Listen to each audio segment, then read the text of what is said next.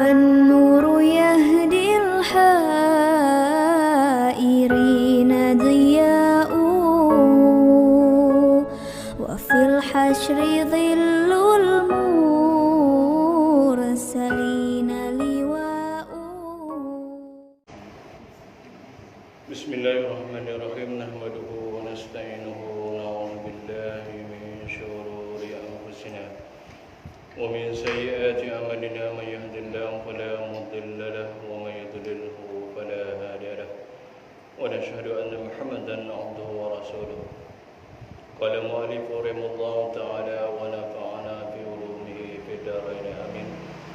قال رب اشرح لي صدري ويسر لي أمري واحلل عقدة من لساني يفقهوا قولي. رب يسر ولا تؤثر رب تحمل بالخير يا كريم. أما بعد.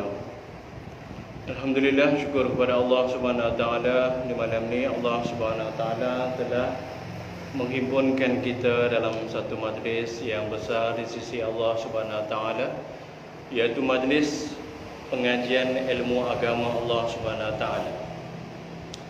Di dalam pengajian ilmu agama Allah Subhanahu Wa Taala ni, seperti mana yang kita maklum, terdiri daripada hukum yang dipanggil hukum syariat bagi setiap diri orang-orang Muslim, sama ada lelaki ataupun perempuan, kanak-kanak ataupun orang dewasa, apatah lagi yang telah tua. Allah Subhanahu Wa Taala telah maktubkan dalam Al-Quran, talabul ilmi faridatun ala kulli muslimin wal muslimat. Mengaji agama Allah Subhanahu Wa Taala, menuntut ilmu agama Allah Subhanahu Wa Taala ni diwajibkan kepada setiap diri daripada orang Muslim dan Muslimat, orang jantan yang beriman dengan Allah, orang tina yang beriman dengan Allah, kesemuanya diwajibkan, difardukan oleh Allah Ta'ala belajar ilmu agama. Jadi ilmu agama yang disyariatkan oleh Allah Subhanahu Wa Taala terhadap diri kita orang Islam ni ada tiga bentuk, tiga rupa ilmu agama. Satunya iaitu ilmu tauhid, ilmu pengesaan diri kita kepada Allah Subhanahu Wa Taala. Bagaimana kita untuk mengenal Allah Subhanahu Wa Taala yang telah menjadikan sekalian alam ni tadi, Maliki Yaumiddin, dan juga sekalian alam akhirat sana, bermula daripada alam kubur, mahsyar, sirat, mizan, syurga, neraka. Di sana juga iaitu Allah Subhanahu Wa Taala. Jadi untuk pengenalan diri kita terhadap Allah Subhanahu Wa Taala ini, maka berlandaskan daripada Nabi SAW, daripada sahabat Nabi SAW, tabi'in, tabi'in sampai kepada kita di hari ini, pengajian untuk mengenali Allah Subhanahu Wa Taala iaitu dengan pengajian sifat 20. Dengan pengajian sifat 20 ni tadi, kita akan dapat mengenal Allah Subhanahu Wa Taala. Dengan pengenalan diri kita kepada Allah, barulah kita akan mengenal diri kita. Man arafa rabbah faqad arafa nafsa. Siapa yang mengenal Allah Subhanahu Wa Taala, maka dia akan kenallah diri dia. Kekurangan, kelemahan, kedhaifan diri kita akan nampak bila kita bandingkan diri kita dengan Allah Subhanahu Wa Taala. Jadi untuk mengenal Allah Subhanahu Wa Taala, ambil daripada sifat wujud sehinggalah sifat kalam. Nah, walaupun dalam bilangan sifat-sifat tadi, ada ulama yang dipanggil sebagai Abu Mansur Maturidi, dia membilang sebagai 13 sifat. Abu Hasan Asy'ari membilang sebagai 20 sifat yang wajib kita mengetahui. Bagi orang-orang yang sebelah kita ni, ASEAN kita ni, banyak berpegang kepada Abu Hasan Asy'ari, iaitu 20 sifat yang wajib, 20 sifat yang mustahil, dan satu sifat yang harus bagi Allah Subhanahu Wa Taala. Bagi Abu Mansur Maturidi, banyaknya orang-orang berpegang pada sebelah tanah Hindi, tanah Arab, berpegang kepada Abu Mansur Maturidi, iaitu dengan 13 sifat sahaja. Kemudian yang keduanya iaitu ilmu fiqh, ilmu hukum hakam daripada Allah Subhanahu Wa Taala, ambil daripada perilaku kita, apa kelakuan kita. Daripada kita bangun tidur sampai kepada kita tidur semula, Apa sahaja pekerjaan yang kita buat, apa sahaja perniagaan yang kita niaga, bentuk apa sahaja dalam urusan kehidupan kita, tak boleh tidak dia berlaku dalam hukum fiqh. Maka hukum fiqh ni berlandaskan Quran dan hadis Nabi SAW, sirah Nabi SAW, perkataan daripada Nabi SAW, kelakuan daripada Nabi SAW, dia Nabi SAW, dan juga kelakuan daripada sahabat-sahabat Nabi SAW dijadikan syariat bagi hukum fiqh kita. Kemudian bila kata hukum fiqh, yang ketiganya iaitu ilmu tasawuf, ilmu untuk mengenal diri kita, barang kakak dalam hati kita, apakah yang mengisi dalam hati kita dari segi bentuk ibadat yang kita lakukan, kehidupan kita seharian. Maka apa yang berlaku pada diri kita, maka kita kena perhati dalam hati kita. Kalau ada takabbur, ujub, sama'ah, riya dan sifat-sifat yang dicela oleh Allah Subhanahu Wa Taala, 10 sifat tadi, maka kehidupan kita di atas muka bumi ini, walaupun berbentuk kelakuan kita nampak sebagai orang Islam, tapi tidak ada nilai di sisi Allah Subhanahu Wa Taala kita punya perbuatan tadi, kerana hati kita rosak. Jadi lawan pada sifat yang mazmumah tadi, ada sifat mahmudah, sifat yang dipuji oleh Allah Subhanahu Wa Taala. Jadi ke 10 sifat tu tadi kita kena masukkan dalam hati kita supaya timbul dalam kelakuan anggota jawarih kita, tubuh badan kita. Jadi 3 ilmu ni tadi wajib kita belajar. Selama mana kita hidup di atas muka bumi ni, tak boleh tidak kita kena belajar 3 jenis ilmu ni tadi, yang dipanggil sebagai ilmu syariat, yang diwajibkan atau yang difardukan oleh Allah Subhanahu Wa Taala. Jadi kita masuk dalam pengajian kita ilmu fiqh. Jilid kedua kitab Furu' Masail. Kita sambung dalam masalah niaga kita. Dalam perniagaan yang kita lepas-lepas, berminggu-minggu dah kita lepas, iaitu dalam perniagaan ini dia ada wajah rupa bentuk untuk mensahkan perniagaan jual beli kita tadi. Kita berjual dan kita membeli, tak kira sama ada kita berjual atau membeli benda yang keperluan hari-hari kita, ikan, lau apa, ataupun kita jual lobak, sayur-sayuran, ataupun kita jual tepung-tepung, kuih-kuih, ataupun kita jual apa, barang yang halus-halus, contoh kata makanan budak-budak ke jajan. Itu semua dia kena berlaku di atas syariat. Iaitu yang pertama dia royak dulu, iaitu ada ijab dan kabul. Ijab, kabul. Ijab, orang yang nak membeli. Aku beli, aku jual, aku beli, ijab dan kabul.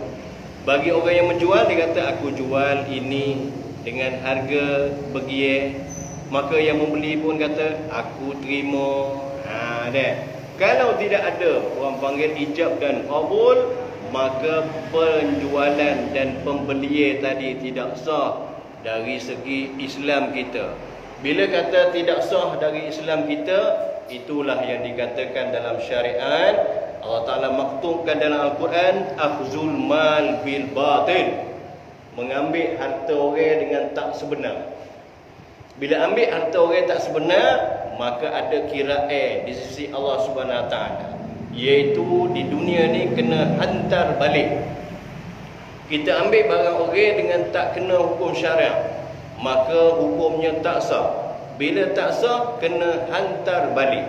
Bila kita nak hantar balik barang tak ada dah, maka kena ganti. Kena ganti. Kalau barang tu barang, contoh kata barang benda yang kita makan dah, binasa dah, maka kena mutakawim, kena perhargakan barang tu banyak mana, kena hantar balik kepada orang jual tu. Jadi bila kata kita makan ataupun kita ambil barang orang dengan tak sebenar ni tadi, dengan batil, kalau tak boleh kita bayar di atas dunia, dengan bermakna kata kita ni terlupa, ataupun kita ni mati dah, maka di akhirat kena buat kira. Kenapa kita duduk atas dunia, lama masa kita duduk atas dunia, tak belajar dalam masalah hukum jual beli. Besar-besar nak berjual, nak berbeli. Mengaji tak sah.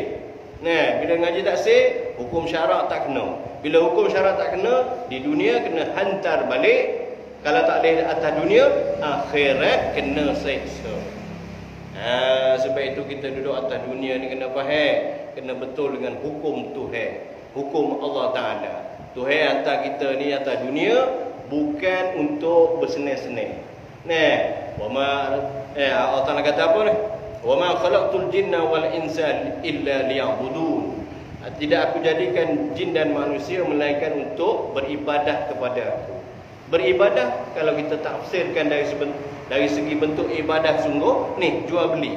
Jual beli ni adalah ibadah. Bila kita ni tak betul dengan ibadah, maka tak berbetul dengan Allah Subhanahu Wa Taala jadikan kita. Untuk beribadah kena cara yang diajar oleh Allah Ta'ala, oleh Nabi SAW tunjuk ajar. Tapi kita tak kena cara, maka kita tak beribadah dalam jual beli kita. Di situ. Jadi ijab dan qabul mesti dalam masalah jual beli, melainkan ada beberapa perkara ataupun benda-benda sahaja yang tak diwajibkan untuk ijab kabul. Jadi hubung di sini muka 3. Dia kata sini, su'ila radhiyallahu adakah tatkala didahulukan lafaz kabul dengan ijab disyaratkan dengan lafaz amar seperti katanya bi'ni, yakni tuntut. Amar iaitu dengan bermakna perintah. Dan jika didatangkan dengan lafaz istifham, tanya, sama ada huruf istifham disebut atau ditakdir jadi akadnya atau tiada. Jadi bila kata orang ni dia kena berlaku di atas diri dia jual beli. Bila jual beli kena ada orang ijab. Aku jual, aku beli. Jadi ada orang yang menjual, ada orang yang membeli. Bila kata yang menjual, dia mesti lafaz dia tu aku jual. Tak ada kata mesti kena atas wajah tekan ni. Amar ni tekan, tuntut, jual. Kalau kita bahasa kita nak kecek, kalau kata jual, sama ada orang panggil biasa lah. Aku jual, aku beli. Tah ni dia kata mesti kena boh kata atas wajah perintah. Jual, orang tekan ni. Tekan ni tu orang panggil amar ataupun istifham. Istifham ni iaitu tanya. Mu jual Jual kat aku? Itu orang panggil minta ni. Ni mu jual ke? Mu jual, ulu bagi jual kat aku orang panggil istifham, tanya. Adakah nak mesti kena atas wajah tekan ni? Jual, beli. Dia kena lagu tu kan? Apa nak buat lagu mana? Maka dia jawab, maka disyaratkan sah qabul dengan lafaz amar, dengan lafaz suruh. Mana suruh? Kita kata kita ni ada barang. Ada barang. Bila kata ada barang, orang mari beli. Orang mari tengok barang, lepas tu, nak barang ni barang ni. Kita pun aku jual. Kena royak kata lapas kita royak tu tadi supaya seolah-olah perintah ataupun tekan ni aku jual. Sungguh kata nak jual. Itu jadi syarat. Mesti lafaz tu tadi kena syarat. Dia kata kena lafaz amar. Pada lafaz mana? Dengan lafaz qabul, aku terima. Tu juga. Maka tiada memada dengan lafaz istifham, lafaz tanya. Mana? Abi'tuhu. Dia. Adakah mu jual ia akan aku barang ni? Mu jual kat aku ke? Atubayyinahu, adakah mu jual barang ni kepada aku? Barang tanya tu tadi tak sah akadnya sebab atas wajah tanya. Atas wajah tanya. Orang ulu barang kita Dulu barang kita ni atas barang ulur gapo ni. Kita nak ambil barang supaya yang dulu-dulu dia royak. Kalau orang kata mengunjuk saja. Dia pun lepas tu nak buat lagu mana? Hukum lagu mana tu? Mu ni bui aku ke? Mu jual kat aku, maka banyak tanggungnya pertanyaan situ. Lepas tu tak sah kalau tidak ada jual beli. Tiba-tiba orang tu menunjuk barang. Kita pun ambil. Apa kita guna barang? Barang apa dah? Orang tu tanya, "Hei, barang aku beri kat mu barang ni?" Kena bayar tu 500 kau. Kat mana? Bila masuk dalam masalah balah situ, masuk dia orang tengah, iaitu hakim ataupun tok imam. Orang panggil orang alim yang membicarakan masalah ni, maka siapa yang menang? Orang yang bui menang. Nyanyi orang ambil tu. Nyanyi orang ambil lah, dia ambil betul. Tapi orang bui tu atas wajah ke apa? Dia bui tu sebenarnya dia bui nak jual. Tapi hari pun ambil. Kenapa dia ambil? Kenapa mu tak tanya dulu? Ambil tadi kenapa tak tanya? Mu bui ni wajah rubah. Apa ni mu bui kat aku ni? Bui ni bui saja ke? Bui ni bui pinjam ke? Bui ni bui sewa ke? Bui ni nak jual ke? Banyak masalah pada barang yang dia bui tadi kita ambil tadi tu. Kenapa kita tak tanya? Dia tu senenon dah orang bui tu, dia mungkin mesti nak ambil hasil daripada tu. Kalau dia tak ambil hasil, bermakna dia hebah saja, bui saja. Tapi dia mungkin nak ambil hasil. Sebab itu dia bui tu tengok orang juga. Orang bui ni orang cerdik je biasanya. Orang ni pun ambil. Maka yang menang mana? Orang hak jual bui. Bayar 500 kau. RM50 kena bayar. Kena bayar dah. Kena mu minta duit aku rumah ni di bala. Kena mu tak ngaji masalah ni. Bila tak ngaji Allah macam lah. Orang mengaji ni menang macam. Ya. Lepas tu nak atas wajah kata kita nak terima barang, nak bui barang, kena wajah rupa tu atas wajah suruh. Aku jual. Bermakna kata dia suruh. Aku jual. Ni pun aku ambil. Tapi janganlah bergeger dalam kedai pula. Aku jual, aku beli. Ni pun aku jual, aku beli. Rupa kecek tu nak kena wajah suruh. Tuntut situ.